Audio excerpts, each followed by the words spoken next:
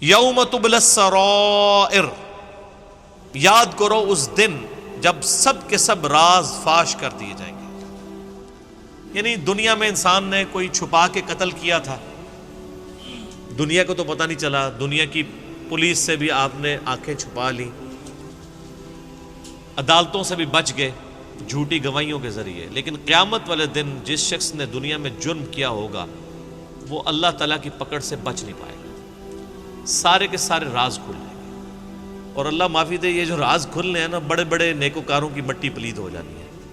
دنیا میں انہوں نے نیکوکاری کے لبادے اوڑے ہوئے تھے، لوگ ان کی بڑی عزت کرتے تھے، قیامت والے دن جب ان کے اوپر برا وقت آئے گا تو انسان یعنی پریشان ہو جائے گا کہ یار یہ حضرت صاحب بھی۔ صحیح بخاری اور مسلم دونوں میں حدیث ہے، نبی صلی اللہ علیہ وآلہ وسلم نے فرمایا کہ میں نے اپنی امت کے وائزین کو اپنی انتڑیوں کے گرد گدھے کی طرح چکر کاٹتے ہوئے دوزخ میں دیکھا ہے۔ جس طرح آج کل ہمارے یہاں پہ سب کانٹیننٹ میں تو رواج ہے نا، بیل کو جوتا جاتا ہے، اس طرح گدھے بھی جوتے جاتے تھے، جو ایک کولو کے جس طرح یہ بیل ہوتے ہیں تو وہ چکر کاٹتے تھے پانی نکالنے کے لیے، یا سٹے سے گندم کے دانوں کو الگ کرنے کے لیے ان کے پاؤں وہاں پڑتے تھے۔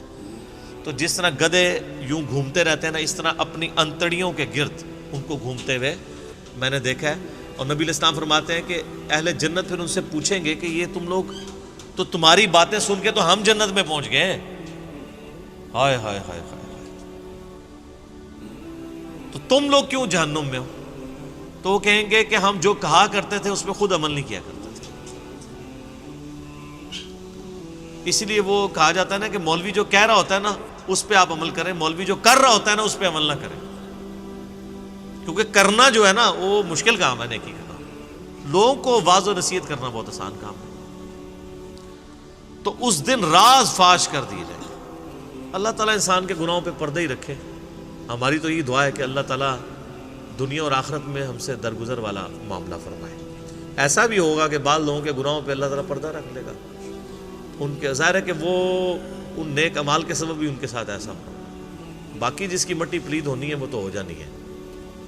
اور میں نے دیکھا ہے ریاکار لوگوں کو، تو بخاری میں حدیث ہے، نبی علیہ السلام نے فرمایا کہ اللہ تعالیٰ ریاکار کو اس وقت تک موت نہیں دیتا جب تک کہ ایک دفعہ اس کی ریاکاری پبلک کے سامنے عیاں نہ کر دے۔ ہم نے کئی علماء کو دیکھا ہے پوری زندگی لوگوں کو دھوکہ دیے بیٹھے ہوتے ہیں، اور پھر الٹیمیٹلی ان کا وہ پورے کے پورے کچے چٹے کھل کے سامنے آ جاتے ہیں، سکینڈلز کی فارم میں اور ایشوز میں۔ اور جب سے ہماری ویڈیوز آئی ہیں تو زندہ اور مردہ سارے بزرگوں کے کچے چٹے کھل کے سامنے آنا شروع ہو گیا۔ تو الا ماشاء اللہ تعالی فما له من قوت ولا ناصر،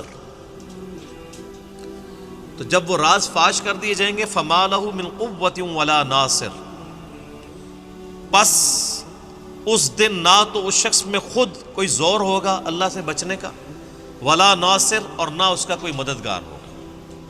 یعنی قیامت والے دن اللہ تعالیٰ سے کوئی نہیں چھڑا سکے گا۔ جب وہ شخص اللہ تعالیٰ کی گرفت میں آ جائے گا، نہ تو وہ خود اپنی طاقت کے ذریعے بچ سکتا ہے، نہ اس کو کوئی دھونس کے ساتھ بچا سکتا ہے۔ یہ شفاعت بالاذن کا معاملہ بھی سمجھیں، یہ شفاعت بالوجاہت نہیں ہے کہ دھونس کے ساتھ کسی کو چھڑوا لیا جائے۔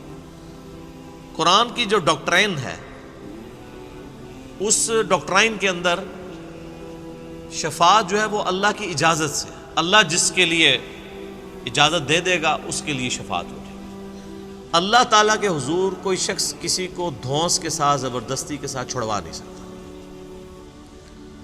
تو اسی لیے اللہ فرما رہا ہے کوئی وہاں پہ مددگار نہیں۔